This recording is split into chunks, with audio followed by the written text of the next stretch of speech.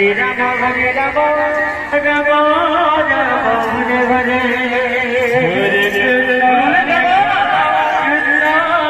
कृष्ण हरे हरे हरे राम राम हरे हरे हरे कृष्ण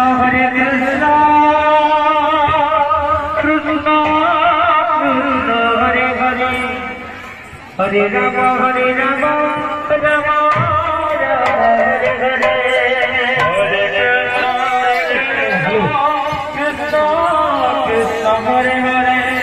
हरे राम राम राम हरे हरे हरे कृष्ण कृष्ण हरे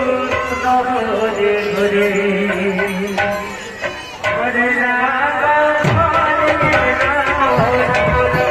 हरे हरे हरे कृष्ण कृष्ण हरे हरे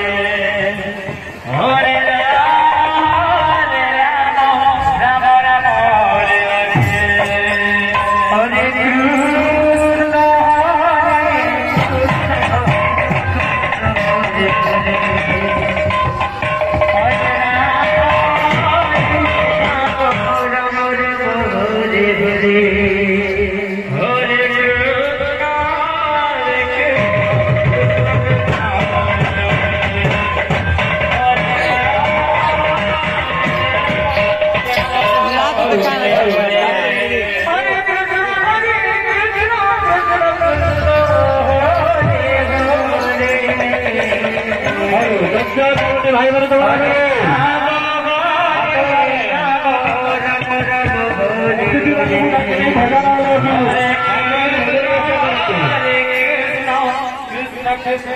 हरे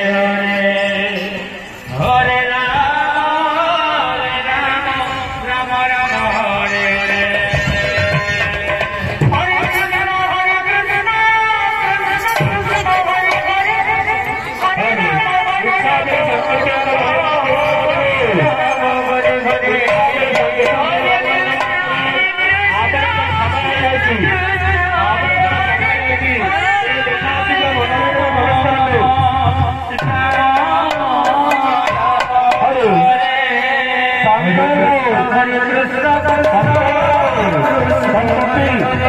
आपणकर पाठवणे हरे हरे